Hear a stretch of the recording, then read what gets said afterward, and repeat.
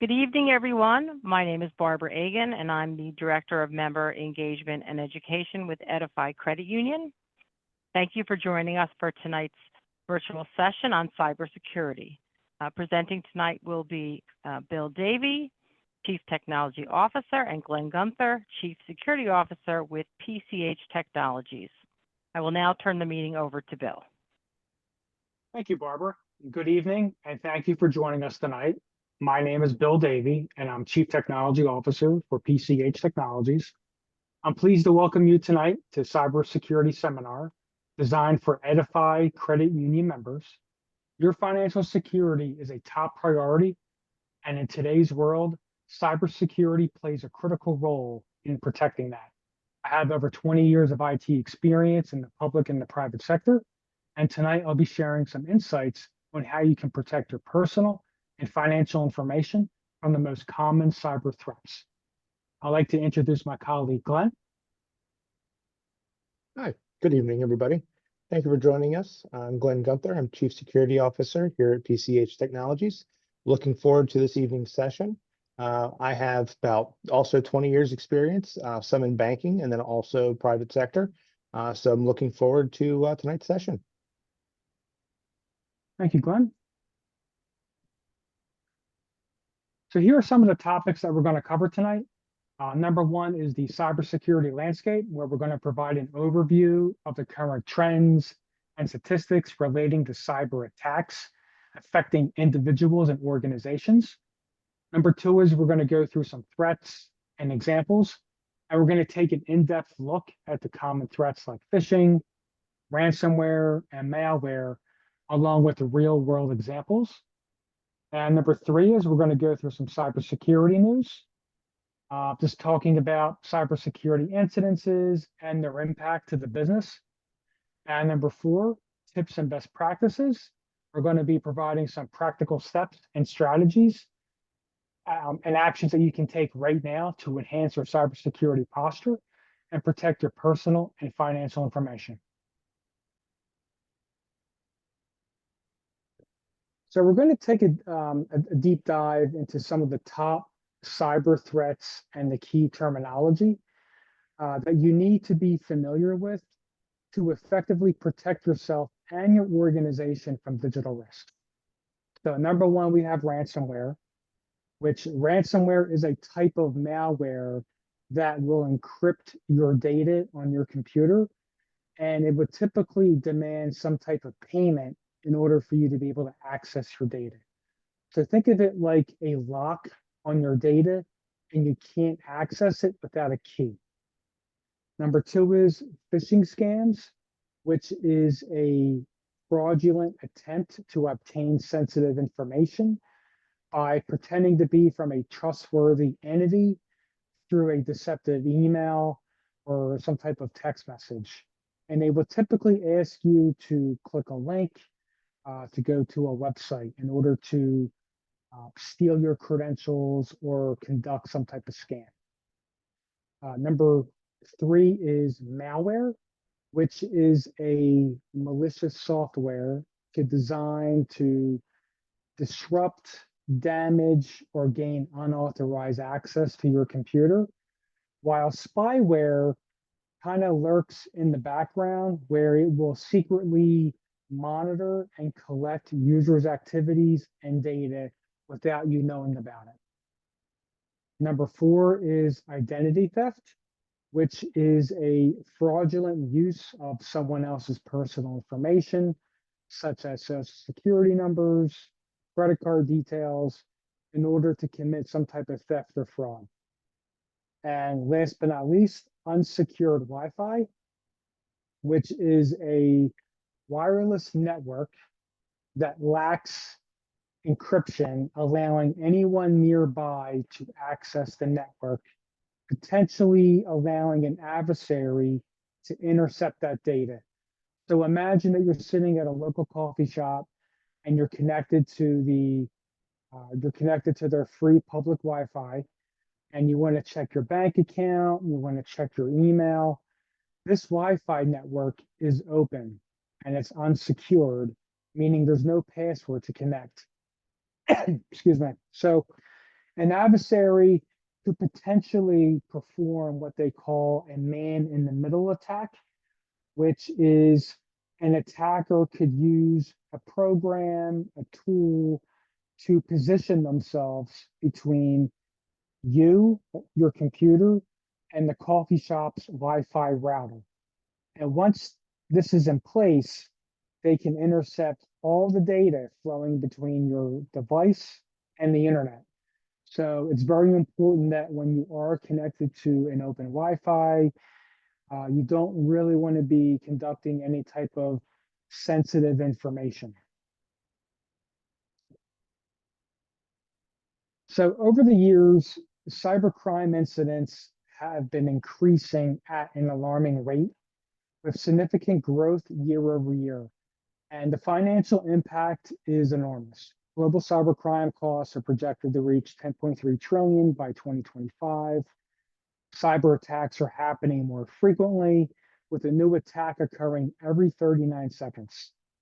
And the most targeted sectors are the financial services sector, healthcare, and small businesses remain top targets for cyber criminals. And the biggest contributing factors are the increased digital transformation, remote work, and sophisticated hacking tools are driving the rise. And with AI, artificial intelligence, more the the adversary's barrier to entry to become a hacker is a lot lower. Meaning, back in the day, an adversary would have to invest hundreds of hours of research, testing, practicing. However, with artificial intelligence emerging onto the scene, they can actually conduct these scams, these types of ways of penetrating into a network a whole lot easier. And as you can see here, according to this graph, 95% of all digital breaches come from human error. Because humans, we make mistakes. So they are relying on us to open up an email and click a link to possibly let an adversary get in. So it's very important that you have the proper protocols in place to protect you and your identity. So we're going to talk a little bit about phishing trends.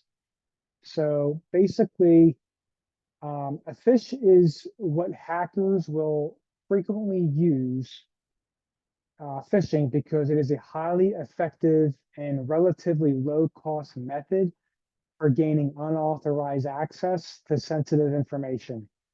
So for the hacker, it's easy to perform these attacks using free tools. They have a high success rate. It's cost effective.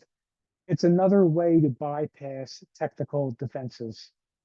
So here you have over 3.4 billion emails that are sent every day that is a phish. And the hackers have a 30% success rate, meaning that 30% of the phishing emails that are being sent are being opened by the targeted user. And only 12% of those users are clicking on the link.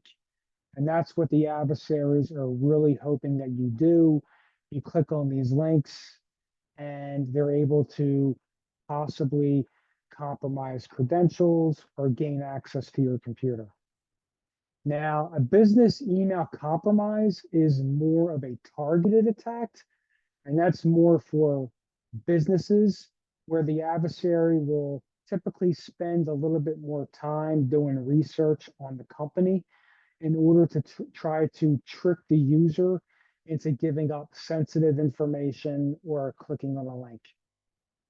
And the breakout time has definitely increased. And what that means is that back in the day, it used to take an adversary months, weeks, or days to be able to do research on a company, try to get into the network, and try to steal the data. That took a lot of time. But with artificial intelligence and technology moving fast as it is, the time to infiltrate a network has dropped significantly, where it can only take an adversary about an hour to get into the network and steal your data. So this is just another reason why you want to have the proper protocols in place to protect, your computer and your identity. So here we have an example of a phish email compromise. So you receive an unsolicited email saying that there were issues with an order and to click a link, which will then redirect you to a malicious site. And this is where they will compromise your login information from the fake site. So once they have your login information, they will either sell it on the dark web or they will try to cross-reference those credentials to try to access other websites. Because the majority of the time, people will use the same email address and the same password for other sites. So that's what they're hoping to accomplish, is not only get your credentials for one particular site, but they also want to branch out and be able to compromise other websites that you use. So here we have an example, an email coming from Amazon saying that there was an issue with an order and they want you to click verify now. And it will redirect you to a website that looks like it's Amazon, but it's not. And as you can see, there's two ends here. So this is clearly a spoofed website. So you always want to pay attention that the websites that you are going to are in fact the correct website. Here is another example of another phish email compromise where you have an email portraying that it's coming from FedEx. As you can see, the display name says FedEx, but if you actually look at the email address that it was sent from, it shows rapidstooling.com. So this is one of the clear indicators letting you know that this email is not coming from FedEx. Number two is look for grammatical errors. You will typically see a lot of misspellings or the wording doesn't match up. However, you need to be aware, again, with artificial intelligence that adversaries are now using, it's getting a lot harder to identify a phish email based upon grammar. Because with the AI and these free tools, they're able to make the email look more legit. And the spellings they're getting better. So it's just getting harder. So this is just another thing to look for. If you see a lot of misspellings, that would be a red flag. Number three would be a link. I would always recommend, I always tell, all my customers to never click on any link in an email, never open an attachment in an email, unless if you're specifically waiting for something to come.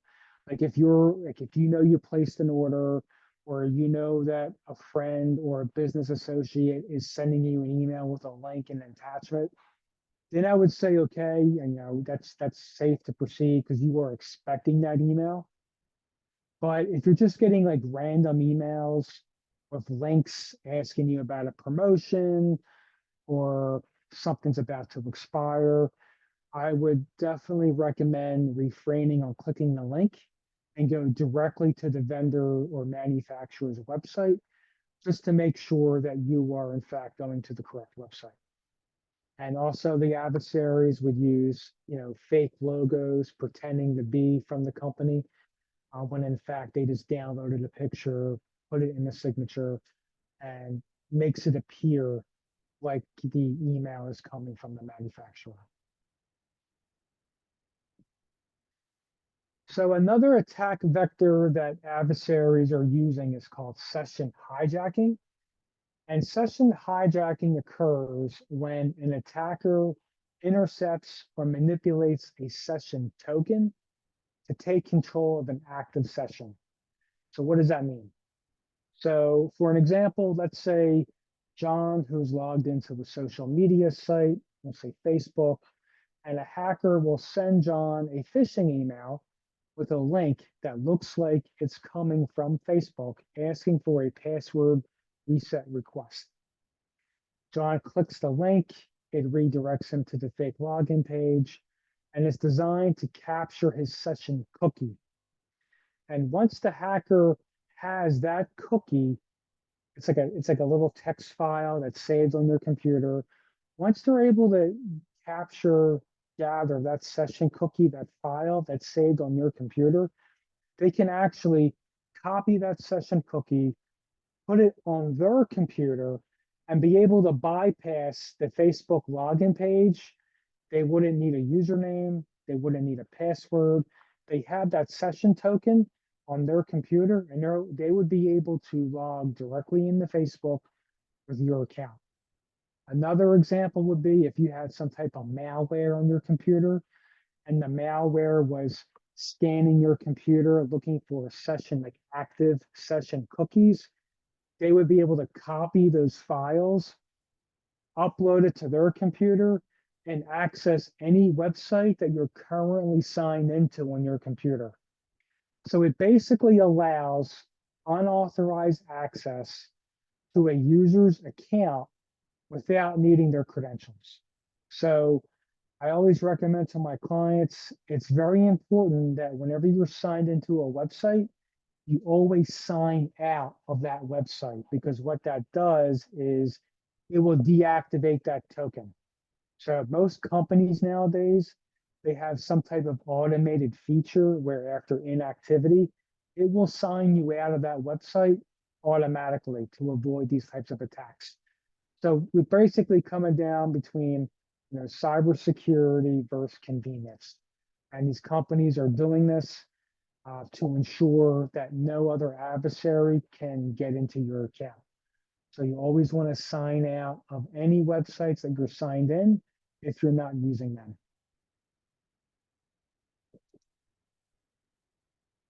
Another scam that's still going on is the tech support scam, which is basically a scam, which is a type of fraud where scammers will try to impersonate legitimate tech support professionals to deceive you in getting access to your computer.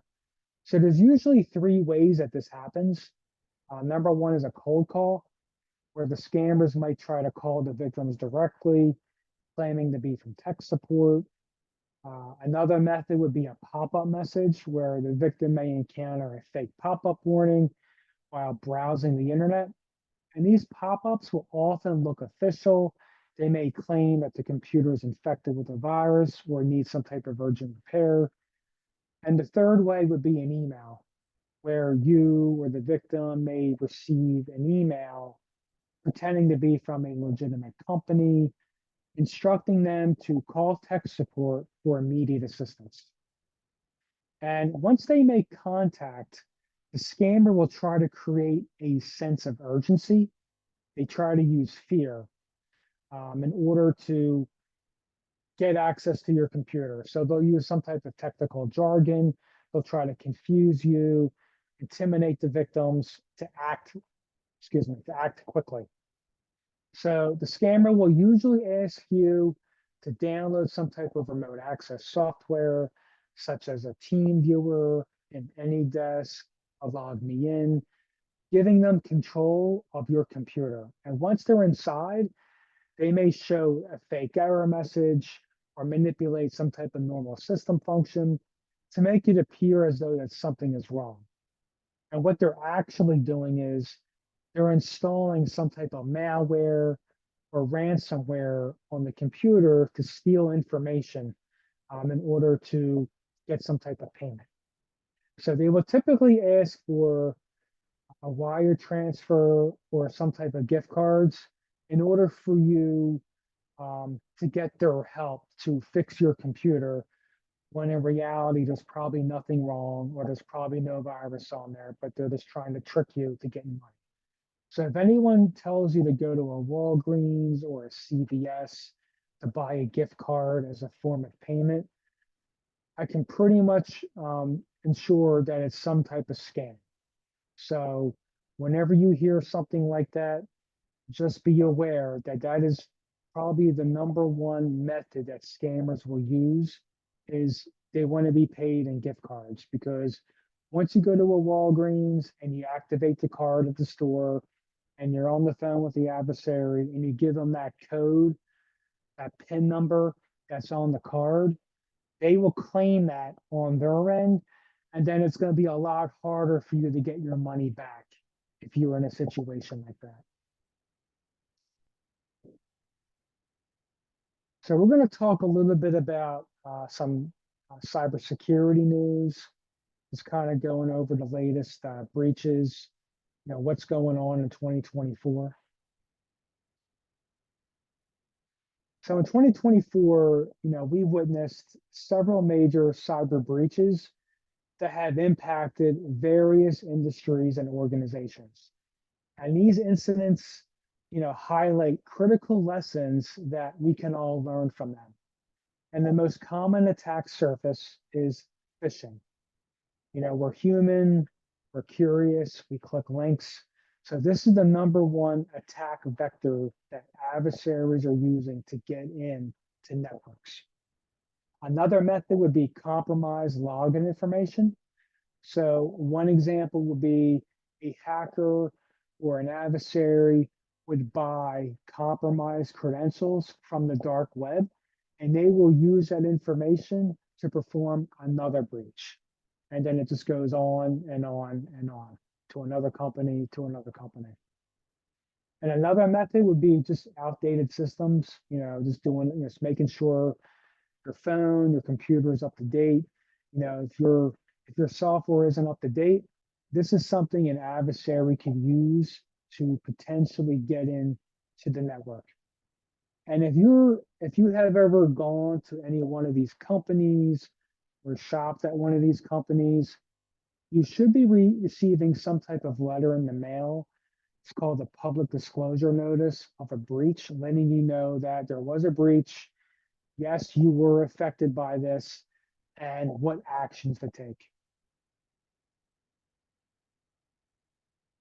So here we have an example of a business email compromise where a school administrator received an email that appeared to be from one of their vendors asking for, their normal monthly payment.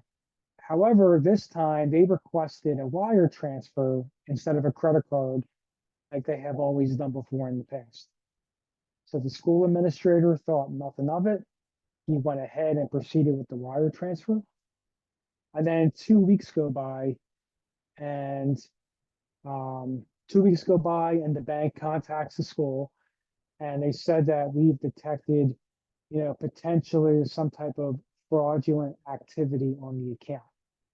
And what happened was the school administrator was tricked, where an adversary sent an email from Pearson.quest instead of Pearson.com. And as it turned out, the gentleman who received the wire transfer, he didn't know anything about the scam. So he received this money. He had no knowledge about this scam that's going on with this school district. And the gentleman, what happened was, and this is very common, the gentleman was involved in a romantic relationship with someone overseas, and they requested that he open up a brand new bank account in order to receive some type of inheritance because she wasn't able to open up a bank account.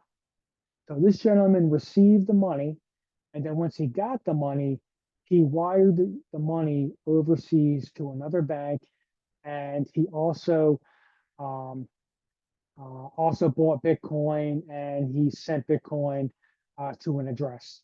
And then when you do that, it is extremely difficult to get money back in a situation like this.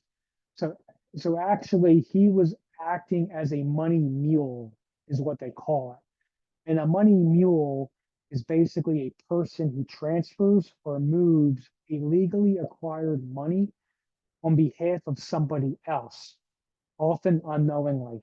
So scammers will use money mules to help launder stolen or fraudulent obtained funds because it makes it harder for the authorities to track the origin of the money.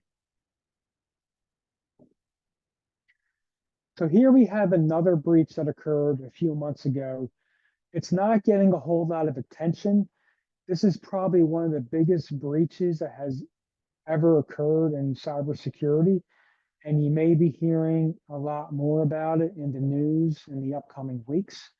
But essentially, there is a company, they're called National Public Data, which is a company that provides background check services. They gather public and private records to create reports for employers, landlords, and others who need to verify someone's history.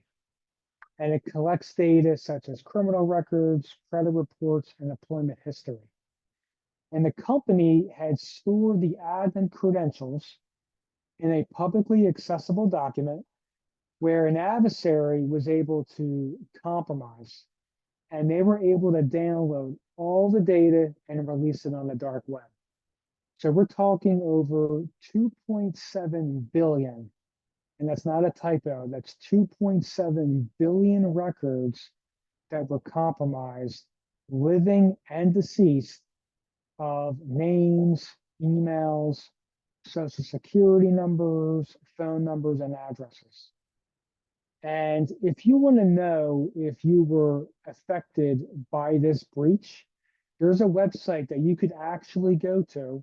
It's called https://npd.pentester.com. Now, this is not a website that I own or host. This is a website that was created by a cybersecurity professional who is well respected in the industry. And it's a very good website to go to. There's an example of it where you just put in your first name, last name, the state that you reside in, and the year that you were born. And then you just hit search. And it will let you know if you were part of this particular breach here. Now, what should you do if you were a part of this breach or any other breach? The first thing I always recommend is you want to enroll in some type of credit monitoring service. There are plenty of them out there. There's free ones, there's paid ones. I provided some examples here. These are different companies that I have heard that work very well. I would recommend you do your research and find which one works best for you. But there's plenty of ones that are out there. And these are the examples I have heard that work pretty well. Another thing that you can do is you can put a credit freeze on your credit. Very simple to do. All you would have to do is log into each of the 3 credit bureaus. I have their website there. And all you would do is you would go to the website, you would create a profile, you would sign in, and then there's a button that you can click to freeze your credit. And it's the same process for all 3. The only downfall to that is if you're trying to get credit, get a mortgage, you're going to have to remember that you have your credit frozen. So you're going to have to remember to go to the website. You're going to have to remember your login information, and you want to be able to sign in. You click one button, and it will unfreeze your credit, and it happens almost instantly. Another thing to be aware of is be wary of phishing attempts. So if you're part of a data breach, adversaries will try to, when there's a data breach, adversaries typically get a list of all the names that done business with that company. And they will actually use that information to attempt to phish you, where they'll send an email pretending to be from that company to try to get you to click a link or make some type of contact, interaction, and provide them information in order to create a larger scam or in order to create more fraud against you. So just always be aware of that. And another item is change your password. It's always a good idea if you're part of a breach. It's possible the adversary may have compromised your password, depending on what type of security measures and protocols the company had in place on their end. So I just typically recommend to just change your password. And I'm going to hand it over to my colleague, Glenn, and he's going to go over best practices on things that you can do to protect yourself now and in the future. All right. Thank you very much, Bill. All right. So what we're going to do is we're going to move along to the next slide, and we'll go over the next steps here. So part of this is trying to stay safe online with the latest threats. These are all basically essential tips and practices that you can take to better protect yourself in the future, learning a lot of these different ways in which you can be targeted. One of which is using strong, unique passwords. So creating unique, complex passwords that combine a mix of letters, special characters, basically avoiding the use of the same password across multiple sites. You really do not want to use the same password or password variants across any other portal from one to another, because password reuse is definitely the #1 cause for account security in the US, nationwide, if you will. So that's the #1 thing, is use a unique password for each service. It's what most prevalent security-based guidelines are in that regard. The second item here is enabling two-factor authentication. It's also abbreviated as 2FA commonly. So activating two-factor authentication on your accounts whenever it's possible. This obviously adds another layer of security on the accounts. Basically, if someone were to have your password and the account is enrolled with two-factor authentication, they wouldn't be able to get into the account without having that second form of authentication. A lot of times this is sent as a text message to your phone. So if your information was breached, your username and password was breached for a specific login site, it would keep them from being able to successfully log in using your account information. Number 3 is keeping your software and devices up to date. So much like everything in today's world, everything from your cell phone to your tablet to your laptop, things up even to your security cameras and things of that nature. They receive common updates that help keep those devices secure, and those are generally pushed through the applications themselves. You might receive a notification. Each application is different. Obviously, Apple cell phones, push a iOS update. Android phones also do the same, and you'll get a little notification stating that there's an update available. A lot of times it does do this in the off hours, and it will do that when the device is asleep in the overnight hours a lot of times as well. Most systems do apply those updates when it notices that the device is not commonly in use.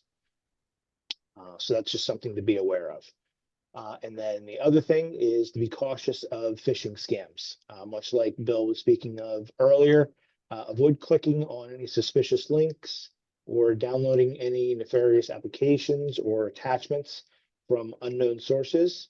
You can verify the source of emails or messages that request personal information. So if you do receive something that might be spoofed or potentially worrisome, reach out to the actual vendor or the actual manufacturer's website. So if you get I'm going to say MasterCard or Visa email in your mailbox and says, your information requires an update, something like that, call your institution themselves, the number that's actually on the back of your card, only because they will list a different number. And this kind of goes into some of the other scams that Bill was talking about. They'll list the number and it will look legitimate, but they're actually redirecting you to a different call center that is not legitimate by any means. And then they'll say, oh, we have to get you a refund. Give us your card number. They're capturing that information and they're going to use it for nefarious purposes. So always call the number, the contact number that is on your card, or maybe a actual bank statement, and use that method in order to reach out to any possible account issues that you might incur. Next slide, please, Bill. Some security tips based upon password protection. So here we're going to go over a few specific traits that you want to keep in mind when you're creating a password. These will all help keep your password more secure and make it more difficult for people to log in using your account. There's some things called brute forcing on passwords. So if someone knows that your password was Robbie123 or ABC123, and if it requires if your institution or your service requires a password change every 90 days, you're likely to go, ABC123. Well, maybe it's ABC1234 this time. So there's two different types of attacks that are commonly used, and that can be anything from a brute force attempt or what they would call a password spray. It's where brute force is exactly what it is. It's just like trying to kick down a door. They'll keep knocking and keep kicking on the door until they finally get in. A password spray attack is a little bit more involved, where they'll try one or two passwords now, they'll wait a day or two, they'll try 2 or 3 more passwords. That way to keep your account from getting locked out. So they take the long and slow approach versus the we went in now. So just 2 different things to keep in mind in regards to your password is don't reuse that same password or variants of that same password from time to time. So create a complex password. They should contain uppercase, lowercase characters, or letters rather, numbers 0 through 9, and non-alphanumeric characters. Must be at least 10 characters, and don't use repetition or sequential characters as labeled here, AAAAA, ABC123, things of that nature. And a lot of accounts have different constraints on this. Might be 10 characters, might be 12. So just something to keep in mind. Number 2 here is using a long passphrase. According to NIST, which is a government entity that puts out a lot of the standards, NIST guidance, you should consider using the longest password or passphrase permissible. For example, you can use a passphrase such as news headline or even title of your favorite book or the last book that you read. And you can add a flavor of punctuation, capitalization, to make it even more difficult for anybody to log in accordingly. Number 3, don't make passwords easy to guess. This should be the simplest thing. Don't include personal information in your passwords, any known names, relatives, or pets. It's often found in social media sites, making it easier for cyber criminals to hack your accounts. Something I'm just going to add to this is a lot of times in social media, I've seen this in various community pages as well, where they'll say, hey, they'll throw an idea out there and, what's your favorite color, or this, that, the other, and they're actually using that information to potentially gain access to your accounts. So they'll actually make it more of a questionnaire without actually publicizing it as such. In addition, for the password protection, do's and don'ts, definitely do enable MFA on your accounts. Use the 10 characters, longer the better. Mix it up, use those numbers, phrases, symbols, and uppercase, lowercase. You definitely don't want to reuse your passwords. Don't share your passwords with anybody. And then also don't use any type of personal information for those passwords. So that's just kind of a general overview of security tips that you can use to help keep yourself secure with the various password protections. Next slide, please. Multi-factor authentication. So this touches upon some things that we've spoken about already. It's definitely a must to help keep your account secure. What is MFA? MFA is a cybersecurity measure, requires you as the user to confirm multiple factors for verifying your identity before accessing a network or a system. And that can be anything from accessing your tablet, accessing your work computer, your personal computer, banking various sites. It's all just a matter of verifying your identity and something that you have. It can be a thumbprint, it can be a biometric, it can be a facial scan based upon various different technologies that are coming out now. It can be a mix of those as well. The three main options that you have for MFA, you use an authenticator app. Each of the large manufacturers have their own respective technologies. Microsoft, Google has a Google Authenticator. Duo is another application that is used very commonly. And then LastPass is an application that can be used for Apple, Android, and can be recommended to, basically help secure those passwords accordingly. LastPass is actually like a password vault. So that can be used to help store and secure your actual passwords within a secure, I'm going to call it a digital black book. So a lot of times people would write them out on index cards or in a little black book that they would keep in their, file drawer, things of that nature. It's kind of a digital version of that.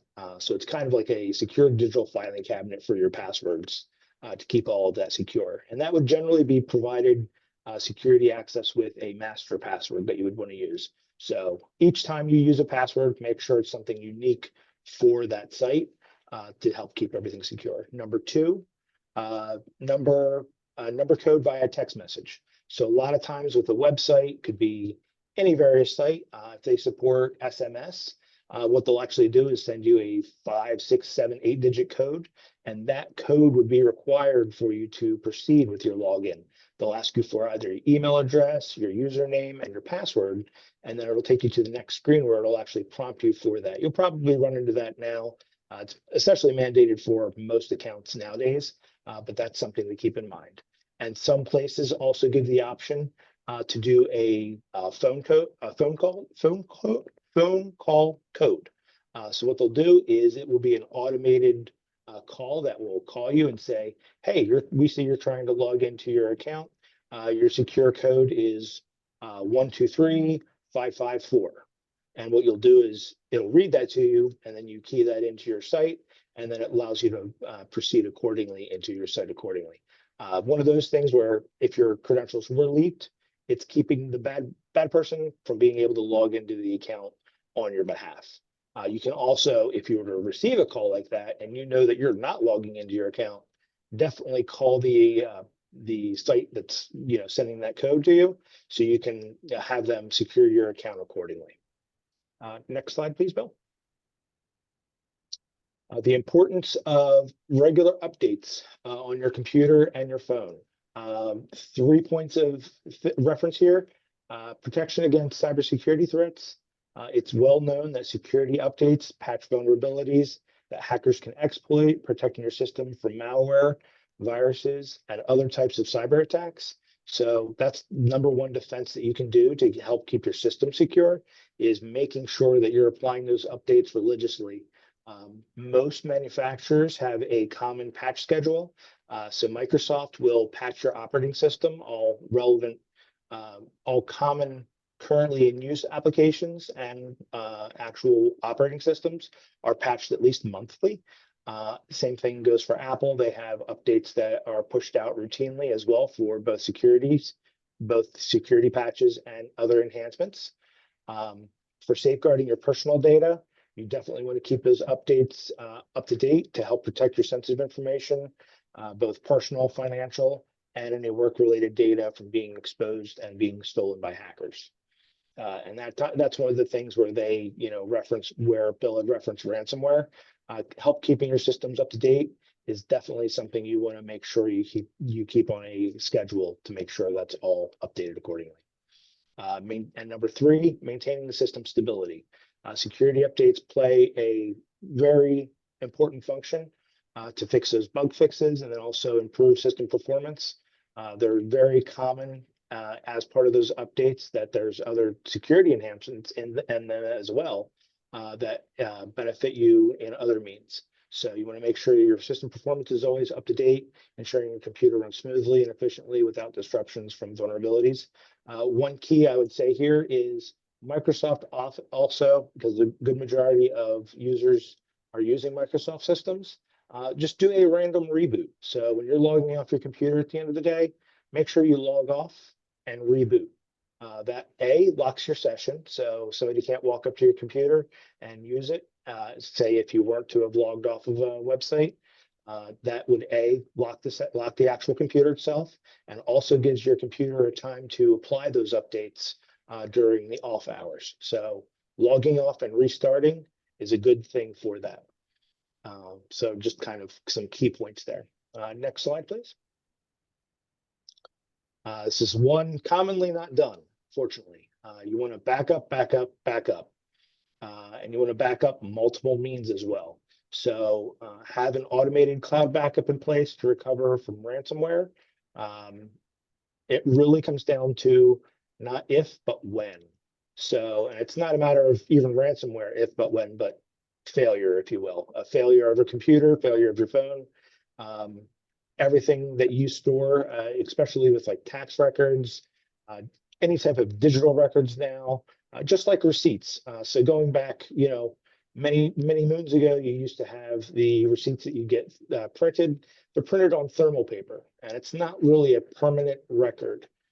It's not like printed on hard paper. It's more of just a thermal difference between ambient room temperature printed on a paper. So you might have a receipt that you went to Best Buy and picked up a new laptop or whatever the case might be, and you have to take it in for warranty purposes. Well, if it was sitting on your, center console or in your glove box, and it's in the summer heat, you'll come out to that receipt and it's all black or it's all washed out because it was just exposed to that heat. So something in that regard, you really want to take your digital privacy and your digital means to back up multiple layers. So back up to a cloud service. Apple has their own cloud backup that they use, the Apple iCloud. Microsoft has their own technologies to do backup. On the personal and small business side, there's OneDrive and other features that you can use to back up all of your critical files. Definitely make use of it. There's also third parties out there you can utilize to do that same exact service. You want to encrypt the personal information of any PII or personally identifiable information, names, social security numbers, date of birth, anything that is personally identifiable to you, user account, passwords, and then also account numbers, things of that nature are all considered PII. And then you want to review on a routine those backups to make sure that they are verifying the backup and that they are accessible. It's one thing to say, hey, check mark, everything's backed up, but it's another to go in there and say, you know what? Do I have that account statement from 2 months ago? Is it accessible? Or last year's tax records, can I actually pull them up within the portal to make sure that we're able to recover from those, or I'm able to re-download that file? So just definitely keep those all in mind when you're looking up to secure your digital records accordingly. Next slide, Bill. All right, so we're going to go over some of the benefits that you have here with Edify. So part of protecting your finances is cybersecurity best practices for credit union members. Some of these are multi-factor authentication for online and mobile banking.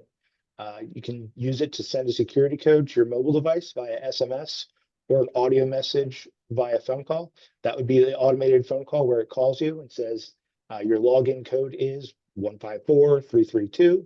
You would enter that into your online portal in order to log in through the app, and then you would be verified accordingly. Number two, use and set up the alerts from online banking to receive that notification when deposits and withdrawals occur on each account type. It can be generally enabled on a per account basis, and those can all be tailored based upon your needs. Credit card and debit card alerts can also be notified immediately when a transaction occurs with detailed information about the transaction. So you would know if your card was actually used for nefarious purposes, or perhaps some other sorts of information was gathered accordingly. So if it says, you just checked out at Wawa, but you weren't at a Wawa, cause for concern, definitely call customer support, or you could actually use the account. Comes down to the next line here, the ability to turn off access your credit card or debit card 24/7. So if you were to receive that alert, you could immediately go in and actually lock your card down and then call member services to take care of that accordingly. That's one of the great things about using the app, is being able to handle that in the off hours and being able to secure your card against future transactions. The next one here is the ability to only allow transactions within a specific geographical area. Being able to lock down your account cards to only being able to use regionally is definitely a great benefit. And I strongly suggest definitely using that accordingly. And then the very last one here is Protection Plus checking accounts have the ability to provide alerts when a credit bureau inquiry has been made. That's much like when Bill was speaking of freezing your credits. This is kind of something if your account wasn't, or your Experian and your other types of accounts weren't frozen, this would actually notify you that, hey, there's been an inquiry on your credit, and basically would provide you additional information to take any necessary steps if you weren't applying for a line of credit or a new credit card, things of that nature. Definitely something that you can use to keep an eye on your personal information that might be out there accordingly. So that would be all great benefits for you to use moving forward here. Make sure you're using all of those available options for yourself. Next slide, Bill. That is it. That concludes our cybersecurity seminar tonight. I'd like to thank everyone for joining. Does anyone have any questions that they would like to ask myself or Glenn?